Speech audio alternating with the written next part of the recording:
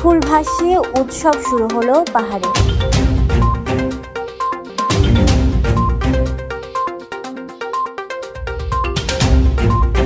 ফুল ভাসিয়ে নতুন বছরকে স্বাগত জানিয়ে পাহাড়ে সাংরাই, বিজু, বিশু, বৈহু ও চাংক্রান উৎসব শুরু হয়েছে। শুক্রবার সকালে রাঙ্গামাটির রাজবনবিহার ঘাট, গর্জনতলী সহ কাপ্তাই লেকে বিভিন্ন স্থানে ফুল ভাসানো হয়।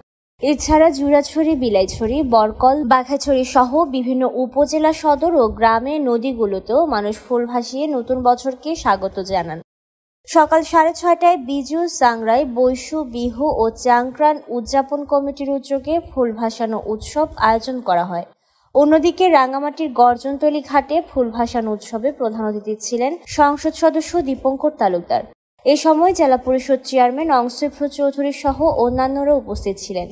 পার্বত্য চট্টগ্রাম সম্প্রদায় ভেদে এই উৎসবে ভিন্ন নাম রয়েছে। মারমারা সাংরাই, চাকমারা বিজু, ত্রিপুরারা বৈশু, অহমিয়ারা বিহু ও চাক, ম্রো, খিয়াং, খুমিরা চাংক্রান নামে উৎসবটি পালন করেন। ফুল ভাসানোর পরের দিন চাকমাদের মূল বিজুতে থাকে অতিথি আপ্যায়নে থাকবে পাজন। এটি চাকমাদের ঐতিহ্যবাহী খাবার, যা 20 থেকে 40 প্রকারের সবজি মিশিয়ে রান্না করা হয়। Desk report, CHT TV।